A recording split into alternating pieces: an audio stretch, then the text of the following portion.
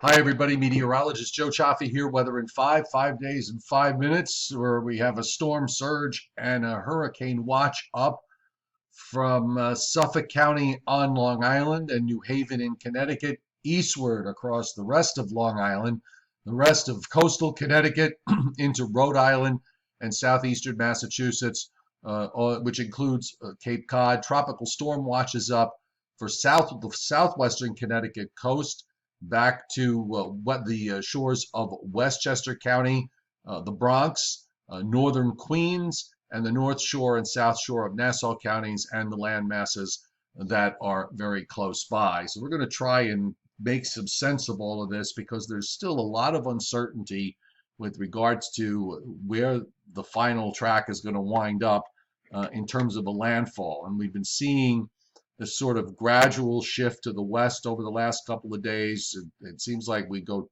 2 steps forward, 1 step back in that respect. You get a couple of runs where it shifts west, and then it kind of nudges east, and then it shifts west again.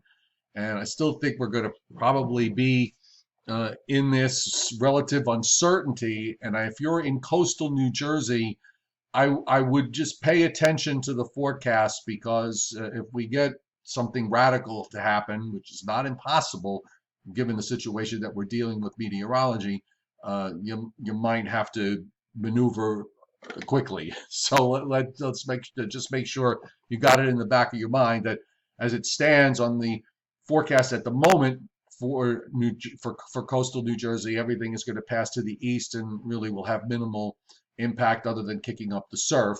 But if something should change and we wind up with a storm that goes further west, then there may be some issues. All right, let me just do quickly a little business, very important. So if you find that you need emergency supplies, so just in case, your generator, batteries, whatever, Omni True Value Hardware on Long Island has it, 1226 North Wellwood Avenue in West Babylon, New York, 631-756-1125 for the best prices in town. OmniTrueValue.com is the website. And Weather in 5 also brought to you by Wholesale Holiday Lighting by Giannini, your complete holiday lighting specialist, meeting all your decorating needs at 162 Ocean Avenue in Lindenhurst, New York, 631-957-5106, and the website there, liholidaylighting.com. The reconnaissance aircraft in Henri shows that it's kind of holding its own here with top winds at about 65 miles an hour. But what we are noticing on the satellite, on the loop, you'll look on the eastern side, you'll notice what looks like a feathering of some high-level cirrus clouds. This is usually a sign that the storm is beginning to organize and will start to strengthen very soon. The upper air winds, the wind shear that this has been dealing with for the last couple of days and has kept it from strengthening, that wind shear, that the winds are going to slacken this afternoon, those upper air winds, and this is going to allow Henri to start strengthening, and I think it's going to, at the very least, get to a Category 1, maybe a top-end Category 1 hurricane, and there's a chance that it even could make it up to a Category 2. In the meantime, we are in the midst of a tropical air mass. We have an upper trough that's swinging through the northeast, and that's producing a lot of clouds. Interestingly enough, the models don't seem to be handling this too well. There's been rain, at least based on the radar here from 11:15 a.m. Eastern time. There's been rain in central and southern New Jersey, and even a few bands of heavier rain right along the coast and down into parts of Maryland and Delaware. This is not related to Henri. This is a separate upper trough. It's part of the equation, but it's not the tropical storm itself that is doing this. So look for this stuff to hang around for a while. Certainly, judging from all the cloud cover we have, it's going to be really tough to get rid of that. And that's going to be with us for today, tonight, and probably even into Saturday. So let's take a look at the latest from the Hurricane Center. There's been a slight nudging of the forecast, again, a little bit to the left or a little bit further to the west. The storm right now is at 30.4 north, 73.7 west. Top winds are 65 miles an hour. It's still moving northwest at 7. And, we're noticing that that northwest motion, the longer it goes on, the further west the storm gets, and I think that makes it the bigger the problem that we will have in terms of the landfall, because that will probably shift the track a little bit further to the west. So these handful of extra miles of a westerly component are going to be very important in terms of the final outcome. Now, looking at the forecast track, it's arced in the same fashion. Will be at 40 north, so roughly about 90 miles, 19 miles or so south of Long Island by 8 a.m. Sunday morning. And then moving onshore, the Hurricane Center has it at 8 p.m. Sunday evening over the Twin Forks. Might be a little bit faster than that.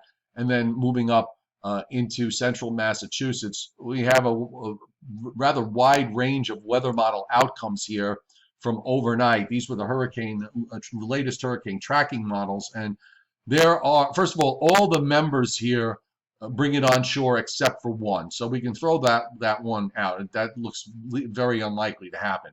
So there's going to be a landfall someplace. And the Hurricane Center, on their cone of uncertainty, the western edge of this is now back to New York City, and the eastern edge is just to the east of Cape Cod. And I think that makes sense. And when you look at the models here, every run we seem to have more and more of them taking it further to the west. And I think we have more models that are showing a track west of Block Island than we do to the east of Block Island. So these models have been very steadily just kind of jumping back westward. The overnight GFS, I'm showing you, this is the GFS ensembles, which have also been going to the west. And you'll notice a lot more members of that group bringing landfalls over Long Island and even back as far west as New York City. The mean is the dark black line, and that takes it right over Block Island and over Providence and Rhode Island, then swings it out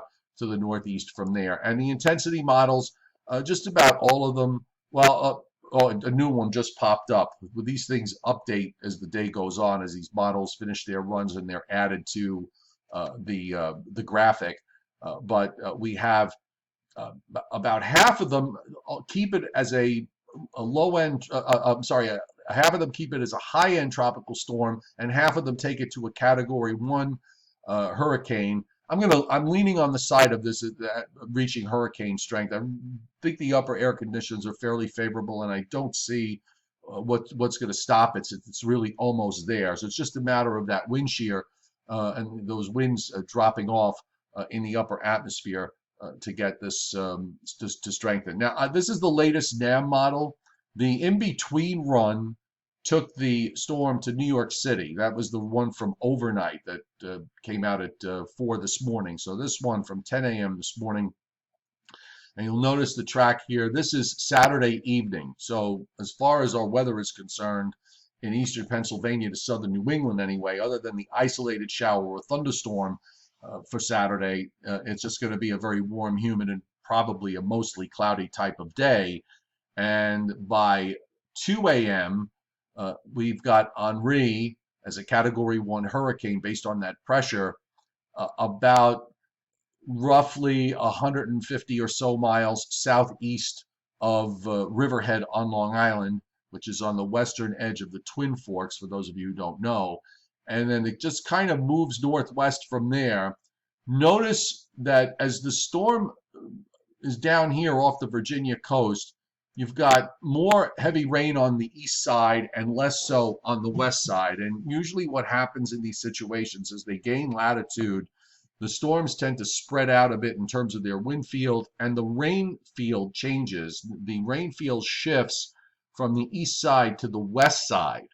So depending on where the landfalling storm is, weather conditions are going to vary from one side to the other. And we've experienced this over the years with a number of storms that have come at us in different directions. Now, let's assume that this is correct, that we take a storm over the Twin Forks. You'll see where all the heavy rain is, across Long Island, and the back edge of the rain gets to about New York City, northeastern New Jersey, and into Monmouth County in New Jersey. Again, this is assuming that the track is correct. If this is further west, obviously you're going to have to adjust everything to the west.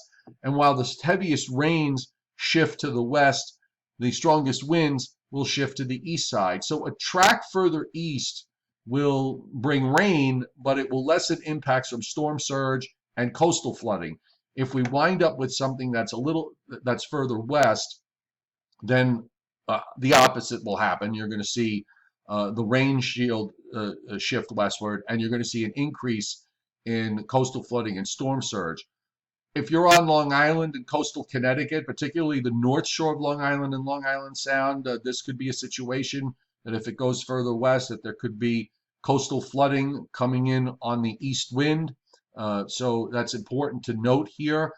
In this particular case, we're often heard to say, don't always focus on where the center of the storm is because of the fact that the impacts go 100 or so miles in either direction. But in this particular instance, you need to do both. You have to pay attention to where the storm forecast and where it is and how it changes, because if it winds up 30 or 40 miles further to the west, and you live in central Suffolk County along the South Shore or on the North Shore, it's going to change what kind of weather you're going to experience and the outcome. So really important here as we go into this weekend with Henri to pay very close attention to this.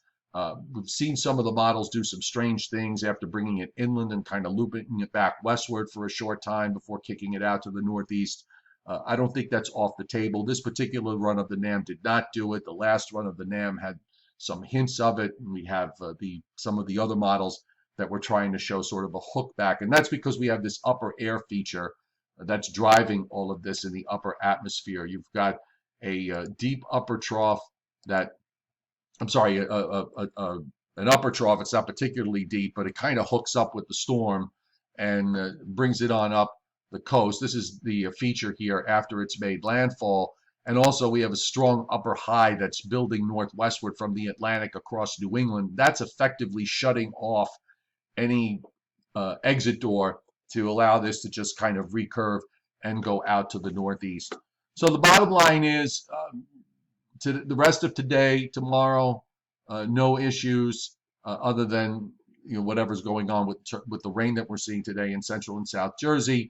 Maybe some of that sneaks into Long Island and southern New England for a short time, and maybe a shower or thunderstorm during the day tomorrow on what will be a mostly cloudy type of day. If you're in eastern Pennsylvania down into Maryland and the coastal areas there, this is passing well offshore from you. So you're not really going to see much of anything here of concern unless you're headed for the shore, in which case you are going to have rough surf and rip currents to contend with. So bear that in mind. We're still in the summer. We're still in beach season. And if you're down in areas to the south and you're planning a beach weekend, just bear that in mind, that you are going to have a tropical storm or a hurricane going by to your east.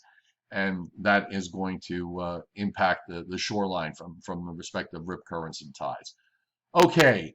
Weather in 5, which these last few days has been nothing but it's been everything else but 5, is brought to you by Omni True Value Hardware at 1226 North Wellwood Avenue in West Babylon, New York, 6317561125. The phone number there. And the website is omnitruevalue.com. Wholesale holiday lighting by Giannini, your complete holiday lighting specialist, meeting all your decorating needs. And that's at 162 Ocean Avenue in Lindenhurst, 631-957-5106. And the website there is liholidaylighting.com. For those of you who are on my weather platform on Patreon, you'll get a weather in 10 after we get through the GFS model, and there'll be extra posts as we go through today and through the weekend. So that's at patreon.com/meteorologist Joe Cioffi. In case you're interested, it's $2 a month, and it's how I earn my living these days. Then I do appreciate your support. Also, the Joe and Joe Weather Show tonight is going to be back at its regular time at 7:30 Eastern Time. We usually don't do shows on Friday, but because we have a situation like this, we will go on the air. So that's tonight at 7:30 on my YouTube channel, which goes by my name, Joe Cioffi, and that's at 7:30 Eastern Time. So hopefully we'll see you then.